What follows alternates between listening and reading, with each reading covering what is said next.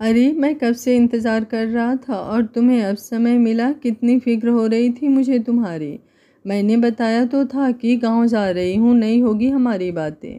तुमने ये भी तो कहा था ना कि तुम 4-5 दिन में वापस आ जाओगी और हिसाब से ये छठा दिन है। अच्छा बाबा सॉरी, मैं आ गई थी पर नींद आ गई थी तो तुम्हें बताना भूल गई। ये अच्छा है। सॉरी नहीं, कोई सॉरी नहीं, बस अभी बात मत करो, मैं बाद में बात करता हूँ। अरे ओके नौटंकीबाज। मेरी सांसों में बसा है तेरा ही एक नाम, तेरी याद हम सफ़र सुबह शाम। तू मेरे दिन में रातों में, खामोशी में बातों में, बादल के हाथों में भेजूं तुझको ये पैगाम, तेरी याद हम सफ़र सुबह शाम। मेरी सांसों में बसा है तेरा ही एक नाम। हेलो कनिष्क। फ़ोन की रिंगटोन बजते ही मैंने ना नाम देखा ना नंबर और झट से रिसीव करते हुए बोली। कभी कभी कोई दिल के इतना करीब हो जाता है कि सुबह शाम उसकी ही याद दिल में बसी रहती है। पिछली चैट्स पढ़ते पढ़ते मैंने ध्यान ही नहीं दिया कि उसकी कॉल्स तो आती ही नहीं, बस मैसेजेस होते हैं। ओए कनिष्क को भूल जा, मैं बोल रहा हूँ। फ़ोन के दूसरी तरफ से जीजू की आवाज़ थी, जो सुन मैंने अपनी जीभ दांतों तले दबा ली। सॉरी जीजू, मुझे लगा मेरा दोस्त है। दोस्त बेटा, सब समझता हूँ मैं। आपने इस टाइम कॉल किया, सब ठीक है ना जीजू? क्यों भाई, क्या एक फ़िक्स टाइम पर ही मैं कॉल कर सकता हूँ? अरे नहीं, मेरा वो मतलब नहीं था। और बताइए दी कैसी हैं और मेरी एंजल? सब अच्छे हैं, बस तुझे ही याद कर रहे थे। तेरी एंजल तुझे मिस कर रही है। कब आ रही है यहाँ हम सब से मिलने? जल्दी ही आऊँगी जीजू, बस एग्ज़ाम एंड होते ही। चलो ठीक है, ख्याल रखना अपना। जी जीजू, बाय बाय। मैंने फ़ोन रख दिया, पर एक अजीब सी उदास सी चेहरे पर छाई हुई थी। पता नहीं क्या था, पर दिल समझ नहीं पा रहा था। सूरज आसमान में ढल चुका था, सर्दी की ठंडी हवाएं मुझे भेजती जा रही थी और मेरी निगाहें टिकी थी उस डूबते हुए सूरज को देखने में। इतना भी ख्याल नहीं था कि आज शाम का दिया जलाना मैं भूल रही हूँ, जो कि मेरी दिनचर्या में शामिल था। तभी मेरा अलार्म बजा, मैंने उठकर उसे बंद किया और फिर खाने की तैयारी में लग गई। दीप्ति आज कहाँ खोई हुई है? अब तो सब अच्छा हो रहा है ना? तेरा शौक भी पूरा हो रहा, तेरी कहानियाँ भी कितनी अच्छी जा रही है। फिर क्या कमी है मैडम, जो 200 किलो वाली स्माइल कहीं गुम है? मेरी रूममेट त्रिशा वॉशरूम से आते ही मेरे गले से टंगते हुए हंसकर बोली। मैं कहाँ उदास हूँ, उदास होने के लिए कोई एक रीज़न होना चाहिए। मेरे पास तो 100 पड़े होते हैं, मैंने दांत दिखाते हुए कहा तो वो हंस पड़े। हाँ, एक तू और एक तेरे दुख दर्द पीड़ा कभी कभी समझ से परे होते हैं, उसने मजाक में कहा। पर जाने क्यों मुझे उसकी बात चुभी थी। समझता है वो, मैंने कुछ नाराज़गी जताई। हाँ बिल्कुल समझता है, बस एक वो ही समझ सकता है तुझे, वरना तो एक तू, दूसरा तेरी ओवर थिंकिंग। वो बोली तो मेरे लबों पर मुस्कुराहट आ गई। हाँ सच में मैं बहुत सोचती हूँ, कई बातें, कई रिश्ते जो एक पॉइंट पर आकर सबको लगता है ख़त्म हो गए, मेरी सोच वहाँ भी शुरू हो जाती है।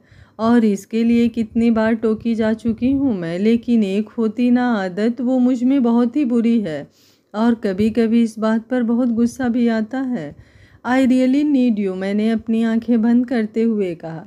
मैं बनाती हूँ आज खाना, त्रिशा ने कहा तो मैं एक ही बार में वहाँ से हट गई और वापस बैठकर 2 घंटे तक पढ़ती रही। मेरे कान बस सुनना चाहते थे वो नोटिफिकेशन मेरे फ़ोन से, पर आया ही नहीं। तुम्हें यकीन नहीं है ना मुझ पर? मुझे किसी भी रिश्ते पर यकीन नहीं होता, और तुम्हें पता है सब कहते हैं कि ऑनलाइन वाली दोस्ती हो या प्यार, वो सब फ्रॉड होता है। फिर मैं कैसे यकीन करूं तुम पर? बेवकूफ़ लड़की, पर मैं कहीं नहीं जा रहा।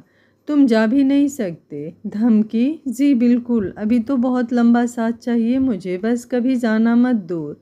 नहीं जाऊंगा। फिर क्यों? क्यों नहीं आया 1 हफ्ते से तुम्हारा मैसेज? क्या अब नहीं परवाह मेरी, मैं कैसी हूँ इससे कोई फ़र्क नहीं पड़ता? एक बार भी नहीं पूछा, मेरा भी रिप्लाई नहीं दिया। अब तो अगर तुमने किया भी तो मैं बात ही नहीं करूँगी, मैं ब्लॉक करूँगी सीधे। किताब बंद होते ही फिर मेरे मन में यही सब घुमा था।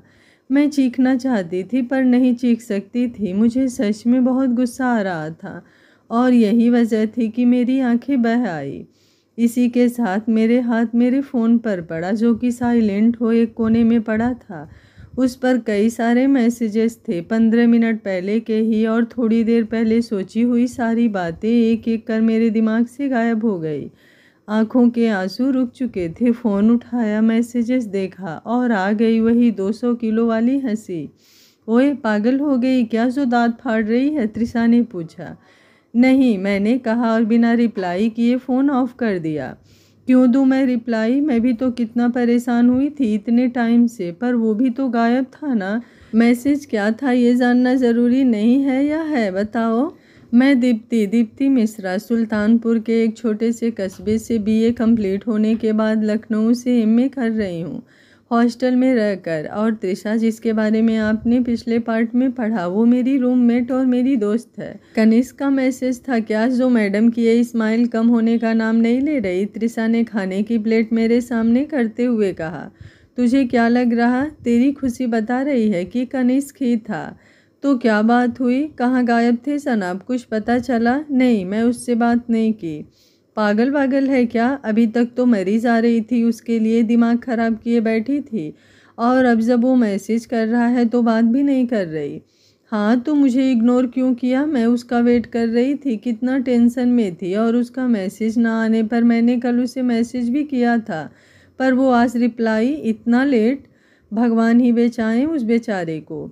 कोई बेचारा नहीं है, वो बहुत दुष्ट है। बस कर, अच्छा आप खा ले पहले, वो हंसते हुए बोली। उसके बाद हम दोनों ने अपना डिनर कंप्लीट किया।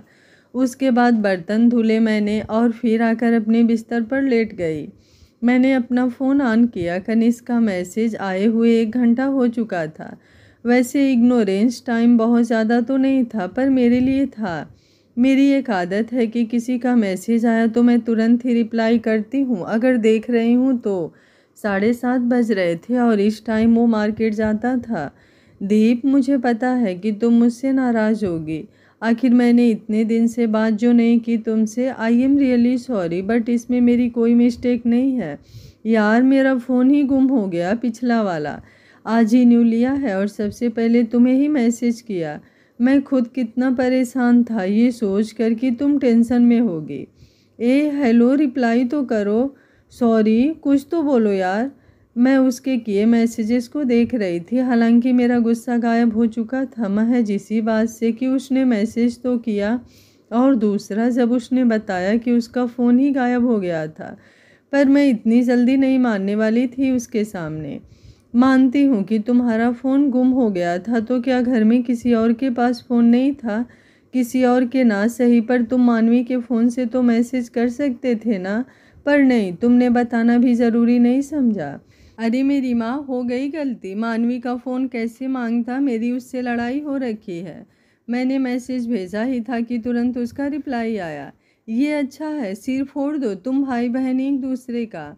डांट रही हो मुझे? तुम्हारा मुंह, तुम बस बात मत करो मुझसे।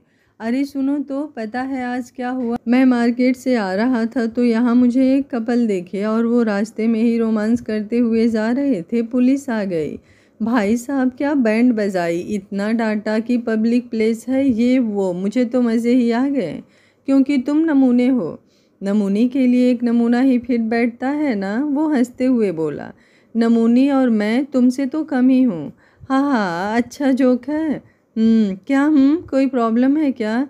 नहीं, बस वो स्टोरी के बारे में सोच रही थी, पता नहीं ठीक जा रही है कि नहीं। मैं चाहती थी तुम पढ़ो, ताकि कमी भी पता चल सके उसमें, कि लोग तो बताते ही नहीं हैं। ओके, मैं आज देखता हूँ, लिंक सेंड कर देना। दिल तेरा साथ चाहे ही पढ़नी है पहले।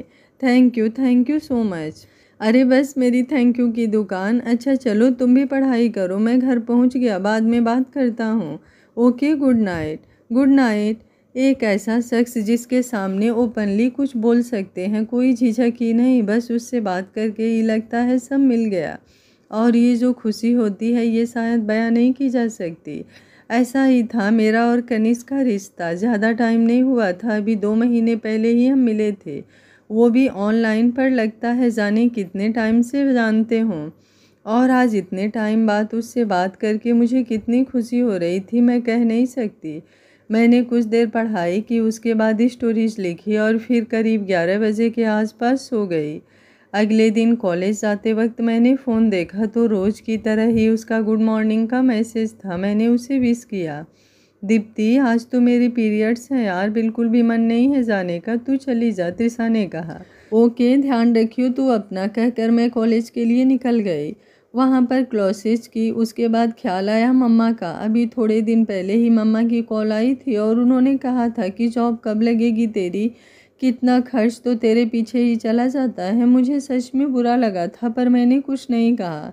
मैं अपनी सोच में ही गुम आगे बढ़ी कि पैर फिसल गया और सीढ़ियों पर ही मैं लुढ़क गई। दीप्ति, मेरे क्लास के स्टूडेंट्स चिल्लाए और उन्होंने मुझे उठाया। मेरे घुटने बुरी तरह जख्मी हो चुके थे। तू ठीक है? ज़्यादा पेन तो नहीं हो रहा ना? डॉक्टर के पास चलते हैं, अंकित मेरा क्लासमेट बोला। नहीं, मैं चली जाऊंगी, थैंक यू। क्या खाक चली जाएगी? ऐसे लंगड़ाते हुए वो लगभग मुझे गुस्से से घूरते हुए बोला तो मैं चुप हो गई। ऐसा नहीं था कि मुझे उसके साथ जाने में कोई प्रॉब्लम थी, पर बाइक पर बैठना, वो भी ऐसे किसी के साथ, थोड़ा अजीब लग रहा था। फिर भी मैम के बोलने पर मैं उसके साथ गई हॉस्पिटल। पर मुझे नहीं पता था कि यहाँ से मेरी लाइफ कोई नया मोड़ लेने वाली थी, कुछ ऐसा जो मैंने कभी सोचा भी नहीं था। एक तो इतनी ठंड, ऊपर से चोट, सारी मुसीबतें मेरे सिर ही क्यों आनी होती है। मैं झुंझलाती हुई खुद से ही बातें किए जा रही थी। इस वक्त अपने बिस्तर पर लेटी थी। तू आज किसके साथ घर आई? मैं खुद में ही बिजी थी जब त्रिशा की कुछ नाराज़गी भरी आवाज़ मेरे कानों में पड़ी। अंकित के? क्यों, क्या हुआ? मैंने बैठते हुए उससे पूछा। अंकित के साथ क्यों? अरे क्या हो गया बहन, इतना राशन पानी लेकर मेरे सिर क्यों चढ़ रही है? मैंने मजाकिया अंदाज में कहा। पर आज त्रिशा का रवैया कुछ अलग सा था। तेरा अंकित के आसपास रहना मुझे नहीं पसंद, तेरी वजह से वो मुझे इग्नोर करता है हमेशा। तू क्यों आ जाती है उसके सामने? तू जानती है कि मैं उससे प्यार करती हूँ, फिर भी उसी के आसपास भटकती रहती है और वो तेरे आगे मुझे देखता तक नहीं। तेरा बढ़िया है, एक तरफ वो लड़का कनिष्क तेरे पीछे पागल है और अब अंकित को भी। उसने इतना बोला ही था कि मेरा सब्र टूट गया और मैंने उसे एक थप्पड़ लगा दिया। तू पागल हो चुकी है, कुछ भी बोले जा रही है। क्यों किसी के पास जाऊंगी? और एक बात, मैंने किसी से नहीं कहा मेरे लिए कुछ करने को। तू तो मुझे दोस्त बोलती है ना, फिर अंकित के लिए अपनी फीलिंग्स भी कभी मुझसे शेयर तक नहीं की। और कनिष्क की बात कर रही है तू? तू कैसे सवाल उठा सकती है हमारे रिश्ते पर? वो मेरा सबसे अच्छा दोस्त है बस। मेरा गला भर आया था, बिल्कुल भी उम्मीद नहीं थी कि त्रिशा मेरी दोस्त ऐसा कुछ बोलेगी मुझसे। मैं क्या बताती तुझे, वो तो बस तेरे पीछे ही पड़ा है। उसे तू अच्छी लगती है, कभी कभी लगता है कि तेरा होना ही मेरी लाइफ में सबसे बुरा है। वो गुस्से से बोली और चली गई। पर मेरा क्या? क्या मैं इतनी बुरी हूँ कि मेरी वजह से उसकी लाइफ में प्रॉब्लम आई? मुझे तो पता भी नहीं था कि उसके और अंकित के बीच कुछ है। मैंने अंकित से कभी ज़्यादा बात भी नहीं की थी, हॉस्पिटल भी वो मुझे लेकर गया था। मैंने तो मना भी किया था। अगर ऐसा कुछ था भी कि उसे लग रहा था मेरी वजह से अंकित उससे दूर जा रहा है, तो क्या एक बार भी मुझसे बोल नहीं सकती थी? उसने तो सीधा मुझ पर ही इल्ज़ाम लगा दिया और कनिष्क के लिए भी ऐसा बोला, जबकि कनिष्क मेरा बहुत ही अच्छा और सबसे खास दोस्त था। वो जानती थी मेरे लिए कनिष्क क्या है, फिर भी उसने ऐसा कहा। उस रात मैं बहुत रोई थी। त्रिशा ने एक बार भी आकर मुझसे सॉरी तक नहीं कहा और मुझे जैसे कोई गिल्ट खाए जा रहा था, जबकि गलती मुझे मेरी नहीं समझ में आ रही थी। मैंने देखा था उस रात कनिष्क के कई मैसेज आए थे जो मैंने देख लिए थे पर रिप्लाई नहीं कर पाई। मेरे कानों में बार बार त्रिशा के शब्द गूंज रहे थे, कनिष्क को मैं घुमा रही हूँ, वो मेरे पीछे पागल है। क्या मतलब हुआ इन सब बातों का? लगातार आ रहे मैसेजेस को देख मुझसे नहीं रहा गया और मैंने मैसेज किया। शायद मेरा दिमाग ही खराब हो चुका था त्रिशा की बातों को सोच सोच कर। तुम्हें इतना परेशान होने की ज़रूरत नहीं है, मैं अपना ख्याल रख सकती हूँ, इतनी भी छोटी नहीं हूँ मैं। दीप, किसी ने कुछ कहा क्या? वो आज एक बार फिर बिना मेरे कुछ कहे ही समझ गया कि मैं परेशान हूँ या किसी ने कुछ बोला है। नहीं, मम्मा पापा ने कुछ कहा। तुम ठीक हो ना? बताओ मुझे क्या हुआ? त्रिशा से कोई बात हुई क्या? तुम बस मेरे दोस्त हो, इससे ज़्यादा कुछ नहीं। पूरी बात बताओ मुझे, गुस्सा मत दिलाओ दीप। ऐसी बातें कहाँ से आ रही हैं? मैं अंकित को भी घुमा रही अपने पीछे, कल को तुम भी कह दो कि। जस्ट शट अप दीप, एक आंसू नहीं आना चाहिए आँख में तुम्हारे, और अगर कोई ज़रूरत नहीं मेरी नहीं बताना मुझे तो भी ठीक है। त्रिशा को लगता है कि वो अंकित से प्यार करती है, मुझे नहीं पता था कुछ, मैं तो सब शेयर करती हूँ उससे, पर उसने कुछ नहीं बताया मुझे, और उसे लगता है अंकित मेरी वजह से उससे दूर है। मैंने एक एक करके सारी बातें उसे बता दी जो भी हुआ था। और अपनी चोट के बारे में मुझे कब बताने वाली थी तुम? अरे यार, यहाँ पर मसला मेरी चोट नहीं है, कुछ और है। जो कुछ भी है तुम्हारी हेल्थ से बढ़कर तो नहीं। सॉरी, बस सॉरी बुलवा लो हमारी मैडम से। टोंट मारना बंद करो, मुझे दर्द भी हो रहा है बहुत ज़्यादा। तो कूद फांद कर चलने की क्या ज़रूरत थी? अपना ध्यान तो रखा नहीं जाता। मन हो रहा है एक थप्पड़ लगाऊं अभी तुम्हें। मेडिसिन भी नहीं ली होगी ना अभी तक? मैं क्या करूं तुम्हारा? अच्छा सुनो, पहले उठकर मेडिसिन लो, उसके बाद मैसेज करो मुझे। पर कोई परवर नहीं, मेडिसिन लो, माँ बुला रही हैं मुझे डिनर के लिए, थोड़ी देर में बात करता हूँ, जब तक तुम्हें जो बोला है वो करो। जनाब ने अपना फरमान सुना दिया मुझे।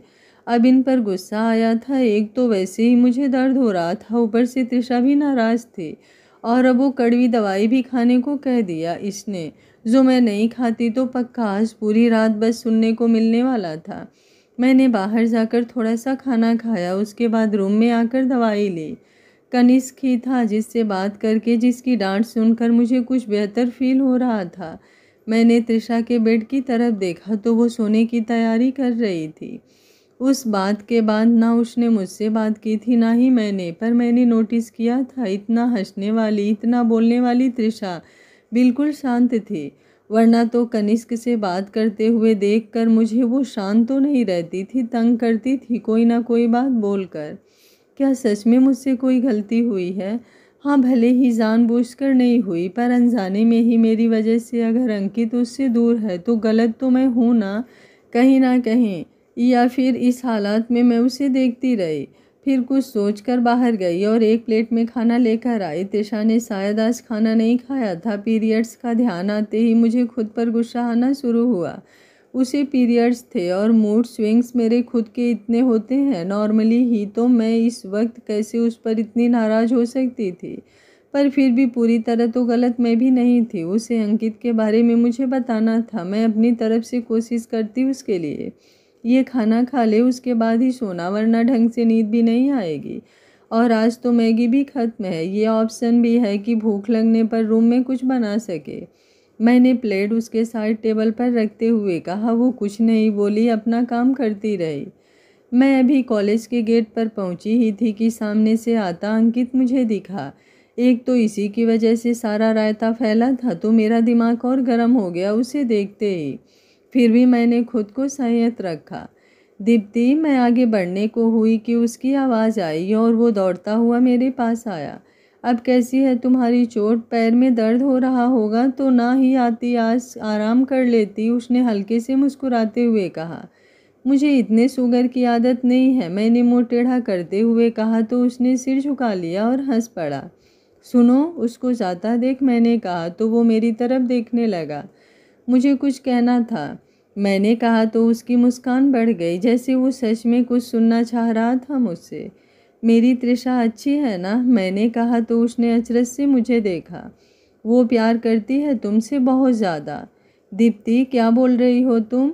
वही जो तुम शायद देखना नहीं चाहते, पर मैं। हाँ, मुझे पता है शायद तुम्हारे मन में कोई फीलिंग्स नहीं है उसके लिए, पर वो बहुत अच्छी लड़की है। और अपनी बात बताऊं तो मुझे रिलेशनशिप में कोई इंटरेस्ट नहीं। शायद समझ गए होगे मेरी बात। मैंने जैसे समझ आया उसके सामने अपनी बात रखी। उसके चेहरे पर मायूसी थी, जो देख मुझे लगा सच में वो मेरी तरफ अट्रैक्ट था। पर यह प्यार नहीं था, ये भी उसे समझना था। कनिष्क ने जैसा कहा था मैंने वैसे ही आज अंकित से सारी बातें बोल दी थी। त्रिशा कहाँ है? मुझे उससे बात करनी है, उसने कहा तो मैं कुछ घबराई। अंकित, प्लीज़ उसे मत बोलना कि मैंने तुम्हें बताया, उसे बुरा लगेगा। अगर तुम नहीं चाहते तो कोई बात नहीं, पर प्लीज़। क्या वो इसलिए ही कॉलेज नहीं आई आज भी? उसने मेरी बात पूरी होने से पहले ही कहा। मैंने हाँ में सिर हिलाया। मुझसे बात भी नहीं कर रही वो? मैंने कहा तो वो मुझे देखने लगा। सॉरी, मेरी वजह से तुम दोनों दोस्तों में दूरियां आई। नहीं, ऐसी कोई बात नहीं, बहुत अच्छे से जानती हूँ मैं, उससे ज़्यादा दिन नाराज़ नहीं रह पाएगी वो मुझसे। मुझे जैसे पूरा भरोसा था कि तृषा बस मेरी है, वो कहीं नहीं जाएगी। बस थोड़ा-सा गुस्सा ही तो है और उतना तो कहीं न कहीं मैं भी थी उससे। उसके बाद मैं क्लास में चली गई। कॉलेज से आते वक़्त मेरी माइंड में मम्मा की कही फिर वही बात घूमी कि मुझे कुछ करना चाहिए। मैंने कंप्यूटर कोर्स किया था तो एक जगह पर बात की और उन्होंने मुझे एज अ टीचर ज्वाइन करने का ऑफ़र दिया। मेरे लिए इससे बड़ी खुशी की बात और क्या हो सकती थी। कॉलेज छूटने के बाद 4 घंटे मैं वहाँ पढ़ाने जाती थी। पर इन सब में कुछ था जो चेंज होने लगा था। मेरा रूटीन बिल्कुल भी वक्त ही नहीं मिलता था। सुबह उठकर कॉलेज जाओ, 2 बजे वहाँ से छुट्टी, उसके बाद 6 बजे तक कंप्यूटर क्लासेज, वहाँ से आने के बाद बस ज़रा सा आराम और पढ़ाई, फिर थोड़े बहुत अपने काम और जो थोड़ा सा वक्त बचता उसमें स्टोरीज लिखना। हाँ मम्मा, हाँ कॉलेज की फ़ीस भर दी मैंने। इस बार 15,000 मिले थे कंप्यूटर क्लासेस से, जिसमें से 5 बजे हैं और वो मैंने आपके पास भेज दिए हैं। बस 5,000? मम्मा कुछ नहीं बचा मेरे पास, जितना था दिया ना आपको।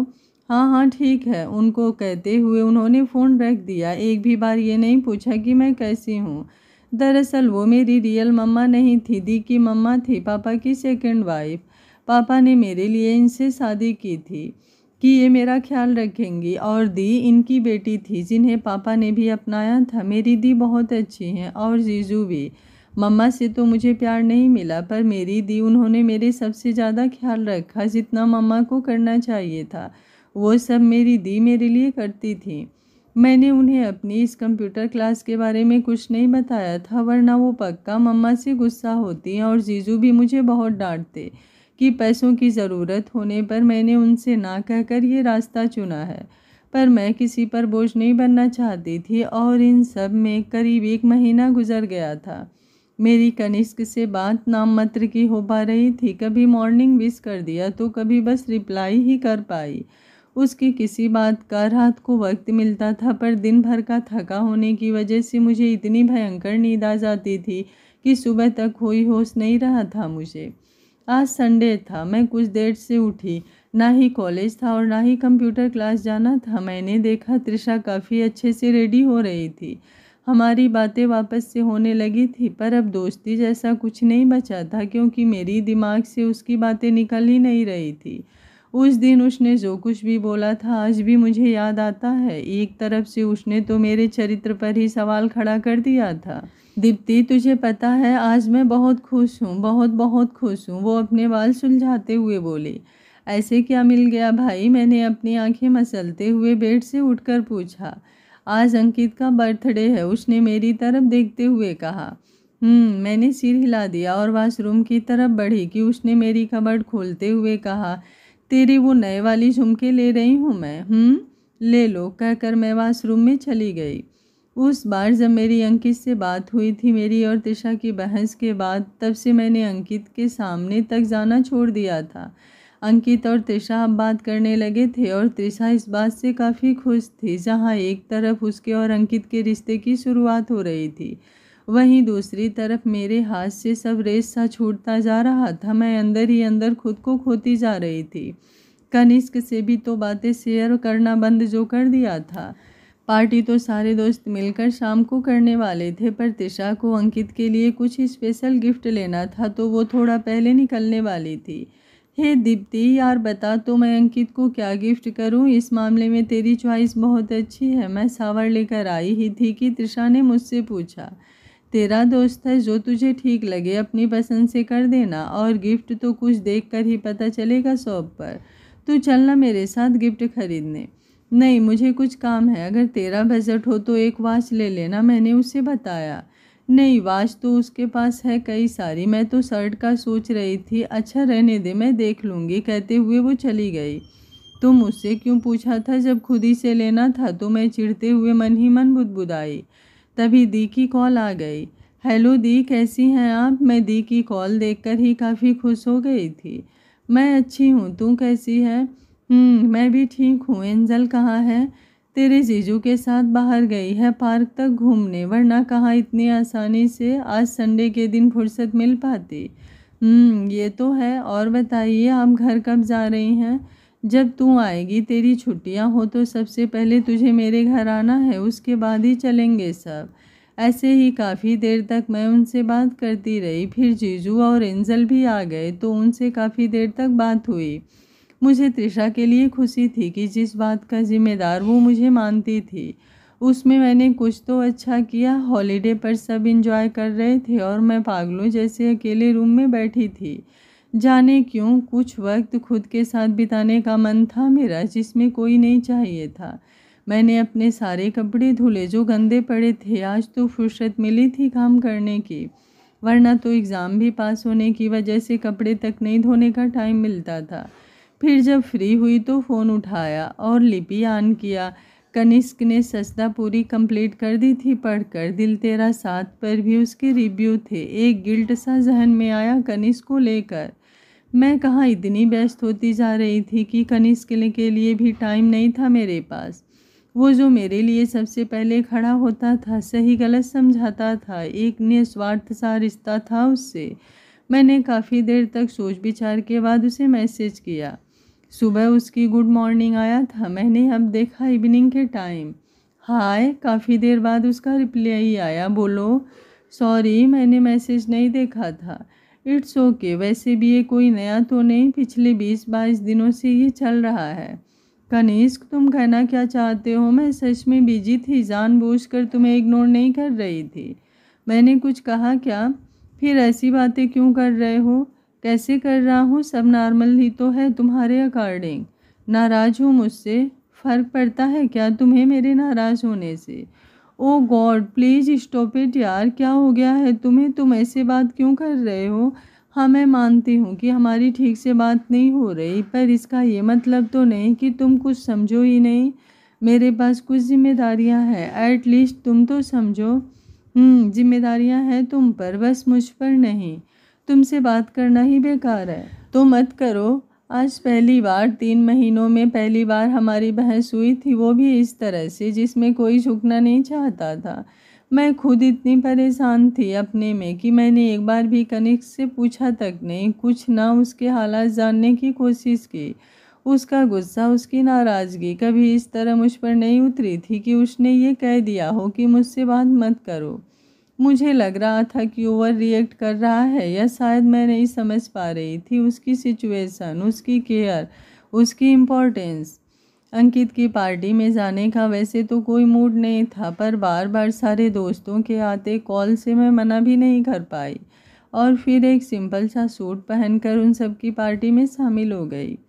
कई बार हम कुछ रिश्तों को समझ ही नहीं पाते, हमें रिश्तों को समय देना होता है। उसके बिना बस गलतफहमियां और खटास आने लगती है रिश्ते में। मैं नहीं समझ रही थी, मुझे लगता था कनिष्क मेरा है तो मेरे पास रहेगा, वो मुझे सबसे ज़्यादा समझता है, मेरे दिल के सबसे करीब था वो। पर क्या मैं समझ रही थी उसे? हैप्पी बर्थडे अंकित, त्रिशा ने केक कटिंग के बाद उसे एक गिफ्ट देते हुए कहा। थैंक यू सो मच, वो मुस्कुराते हुए बोला और उसका गिफ्ट तुरंत ही ओपन किया तो उसमें ब्लैक कलर की शर्ट थी। कैसा है, पसंद आया तुम्हें? बहुत अच्छा है, थैंक्स फॉर दिस। अब तक उन दोनों में काफ़ी करीबी आ गई थी, एक दूसरे को समझने लगे थे वो। आई लव यू, अपनी उंगलियों में उंगलियां उलझाए त्रिशा बेचैनी से उसे देखते हुए बोली तो अंकित की नज़रें उस पर ही टिक गई। वो दोनों इस वक्त एकांत में थे। क्या कहा तुमने? अंकित ने ऐसे पूछा जैसे उसने सुना ही ना हो। आई लव यू, उसने अपनी आंखें बंद करते हुए एक बार फिर से हिम्मत करके कहा तो अंकित मुस्कुराया और उसकी कमर में हाथ लपेटते हुए उसे अपने सीने से लगा लिया। त्रिशा को तो जैसे यकीन ही नहीं हुआ था, उसके लिए ये सब एक ख्वाब जैसा था। मैं ये तो नहीं कह सकता कि मैं भी तुमसे प्यार करता हूँ, पर हाँ, तुम एक बहुत अच्छी लड़की हो जिसका साथ मुझे अच्छा लगने लगा है, तुमसे बातें करना मुझे अच्छा लगने लगा है, और इस बर्थडे पर तुम्हारा इजहार सबसे खूबसूरत तोहफा है मेरे लिए। मैं अपनी पूरी कोशिश करूँगा तुम्हारा हमेशा साथ देने की, उसने त्रिशा का चेहरा अपने हाथों में भरते हुए कहा। त्रिशा की लाइफ का शायद सबसे अच्छा दिन था आज का दिन, और मैं खुश थी उसके लिए। काफ़ी रात तक पार्टी चली, सबने खूब मस्ती की, डांस हुआ, पर मेरा मन नहीं लग रहा था। कनिष्क और मेरी बहस पर ही ध्यान जा रहा था मेरा। अंधेरी रात का सन्नाटा पसरा था। शांति इतनी थी कि घड़ी की टिक टिक भी सुनी जा सकती थी। मैं अपनी डायरी खोले बैठी थी। कहते हैं खाली दिमाग शैतान का घर। हाँ, शायद सच ही कहते हैं। जब हम अकेले होते हैं और ऐसे रात में जाग रहे होते हैं तो कुछ ना कुछ चलता ही रहता है हमारे मन में। मैंने स्टोरी का एक प्लॉट तो मन में आया था, उसे डायरी पर नोट किया और अपना फ़ोन देखा। पर उस बहस के बाद से ना ही उसका कोई मैसेज था और ना मेरा। लग रहा है मैंने सच में इसे हर्ट कर दिया इस बार। मैं बहुत बड़ी बेवकूफ़ हूँ। वो मुझसे इतने प्यार से बात करता है और मैं कहीं का गुस्सा कहीं झिड़क कर उस पर निकाल देती हूँ। कुछ भी कहो, एक हज़ारों में नहीं, एक लाखों में दोस्त है मेरा। मैं खुद से ही बातें किए जा रही थी। कनिष्क के बारे में सोचते हुए एक अलग सी खुशी दौड़ जाती थी शरीर में। लबों पर एक हंसी मुस्कुराहट जो कभी कभी मुझे खुद का ही दीवाना बना देती थी। यूँ जो आप हमसे रूठ जाते हो, क्यों दिल मेरा किसी और का नाम पे जलाते हो। वक्त की कमी है जनाब, पर इस दिल पर पहरा है आपका। ये हर बार वक्त नहीं देती मैं, ऐसा बहाना क्यों बनाते हो। लबों पर जाने क्या सोचते हुए एक शायरी आई और मैंने वो शेयर कर दी, वो भी किसे, कनिष्क को। उसके बाद जाने कब मैं सोई थी, शायद खुद से बातें करते हुए या कुछ नए पुराने ख्वाब सोचते हुए। ट्रिंग ट्रिंग ट्रिंग, त्रिशा के फ़ोन की आवाज़ सुन सुबह मेरी आंख खुली। इतनी रात को किसका फ़ोन आ रहा, इससे मैं बड़बड़ाई और जब नज़र खिड़की पर गई तो देखा सूरज दादा झांक रहे थे।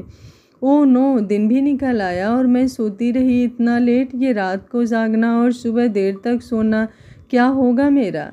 मैंने ऊपर देखते हुए खुद की ही शिकायत की। उसके बाद क्या, कुछ नहीं, रोज़ के जैसे कॉलेज। पर इन सब में एक बात ध्यान से निकल गई थी कि मैं झल्ली कनिष्क को कुछ भेजी थी। दीप्ति, तुम्हें प्रिंसिपल सर ने ऑफिस में बुलाया है। मैं क्लासेस के बाद निकली ही थी कि पियून ने आकर मुझसे कहा, ओके दादा, मैं मिल लेती हूँ। मुस्कुराते हुए मैंने जवाब दिया, पर दिल में हज़ार तरह के सवाल उठ रहे थे और घबराहट भी थी कि प्रिंसिपल सर ने मुझे क्यों बुलाया है। आखिर ऐसा कौन सा कांड कर दिया मैंने। ऐसा होता है न कई बार, जब ऐसे कोई बुलाए सारे कांड याद आने लगते हैं। आपने कि कौन सा वाला पता चला है।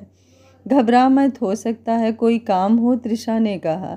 मुझे जैसे कुछ हिम्मत मिली। मैंने एक गहरी सांस भरी और प्रिंसिपल ऑफिस पहुंची। मे आई कम इन सर। हाँ दीप्ति, आओ। सर की बात सुन मैं अंदर ऑफिस में आई। जी सर, आपने बुलाया। मैंने अपने दोनों हाथों की हथेलियों को उलझाते हुए उनसे पूछा। दीप्ति बेटा, नेशनल लेवल पर एक कंपटीशन हो रहा है जिसमें कई शहरों से कॉलेजेस के स्टूडेंट पार्टिसिपेट कर रहे हैं, और जैसा कि तुम हमारे कॉलेज की होनहार छात्रा रही हो तो मैं चाहता हूं कि हमारे कॉलेज की तरफ से तुम पार्टिसिपेट करो। सर ने एक उम्मीद से मुझे देखते हुए कहा। पर सर, कैसा कंपटीशन, मीन्स किस चीज़ में, मैंने हिचकिचाते हुए उनसे पूछा। प्रिंसिपल सर बोले, आर्ट्स का। सबको अपनी एक खूबी प्रेजेंट करनी होगी। जैसे तुम्हें कविता करना आता है तो बाकी के जितने भी स्टूडेंट इस लिस्ट में होंगे, उन्होंने कविता के लिए अपना नाम दिया होगा, उनमें ही तुम्हारा मुकाबला होगा और अगर तुम जीतती हो तो एक बड़ा अमाउंट भी मिलेगा और हमारे कॉलेज की तरफ से भी कुछ ना कुछ हमारे स्टूडेंट्स को दिया जाएगा। जो विनर्स होंगे उन्हें। कॉलेज में ही होगा ये प्रोग्राम। नहीं, कॉलेज में तो नहीं, पर लखनऊ में ही होगा। ओके सर, मैं सोच कर बताती हूँ आपको। फाइन। मैं ऑफिस से बाहर आई। कंपटीशन पर इतने बड़े लेवल पर क्या मैं इसकी पार्टिसिपेट कर सकती हूँ। पहले तो मम्मा पापा से भी पूछना होगा क्योंकि कॉलेज में नहीं है, कहीं और जाना होगा हमें। इसलिए अपने मन से तो मैं हाँ भी नहीं बोल सकती थी, पर हाँ एक्साइटेड तो थी कि काश मैं इसमें भाग ले सकूं। आखिर इतना कुछ जानने को मिलेगा। फाइनली शाम तक मैंने जल्दी से अपना सारा काम फिनिश कर लिया।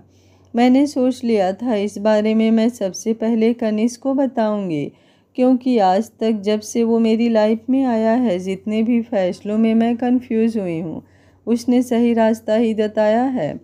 पर शायद वो नाराज़ भी तो होगा, उसे मनाना होगा मुझे। अच्छा, कनिष्क के बारे में अभी तक ज़्यादा कुछ नहीं बताया ना मैंने आपको। कनिष्क कोलकाता से है, आइज 24 जनाब की। वैसे तो स्टडी कंप्लीट है और कायदे से अब तक इन्हें जॉब ज्वाइन कर लेनी चाहिए थी। इंजीनियरिंग कंप्लीट हो गई है इनकी, पर नहीं, इन्हें जॉब में दूर दूर तक कोई इंटरेस्ट नहीं। इंजीनियरिंग भी बस फैमिली प्रेशर की वजह से की। सिंगिंग तो जान है, सिंगर ही बनना ड्रीम है, पर किस्मत साथ नहीं देती। कई जगह ट्राई किया पर अभी तक कोई फ़ायदा नहीं हुआ। इसी वजह से पापा को नकारा लगता है उनका बेटा। और कनिष्क की पापा से बिल्कुल नहीं बनती। जहाँ पापा चाहते हैं कि ये कोई जॉब करे, पर कनिष्क का इसमें मन ही नहीं लगता।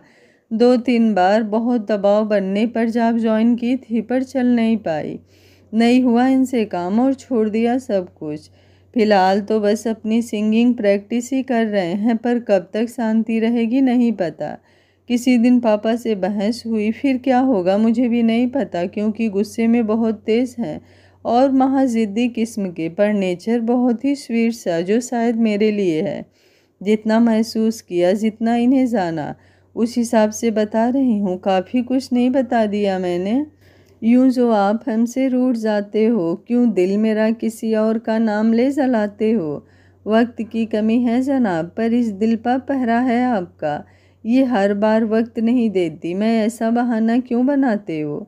मैंने मैसेज ओपन किया तो उसका रिप्लाई आया था। हाँ, वो मेरी तरह नहीं था कि गुस्सा होने पर बात ही ना करे। मतलब पता है जो लिखी हो इसका, और मैं तो तुम्हारा दोस्त हूँ ना, फिर क्यों भेजा मेरे पास।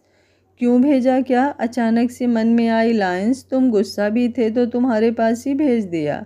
अच्छा, तो कोई गुस्सा होगा तो तुम हर किसी के पास में ऐसी लाइंस भेज दोगी। भेज दूंगी, क्या हो जाएगा। दीप, माइंड बिल्कुल भी नहीं है ना तुम में। वो तुम्हारे पास है तो मुझे क्या ज़रूरत। पिट जाओगी तुम मेरे हाथों किसी दिन। ये कहानी मेरी हर कहानियों से बिल्कुल ही अलग है। आपको इस तरह की कहानी कैसी लग रही है। कहानी का पहला पार्ट है। अगर आप लोग कहानी का दूसरा पार्ट भी देखना चाहते हैं तो कमेंट बॉक्स में यस ज़रूर लिखिएगा, और अपनी राय भी ज़रूर दीजिएगा कि कहानी आप लोगों को कैसी लग रही है। कनिष्क और दीप्ति की ज़िंदगी आगे क्या मोड़ लेगी, जानने के लिए देखते रहिए कहानी का अगला भाग। अगर आपको कहानी अच्छी लग रही है तो वीडियो को लाइक, शेयर एंड चैनल को सब्सक्राइब कर लीजिएगा। Thank you for watching. मिलते हैं कहानी के अगले भाग में।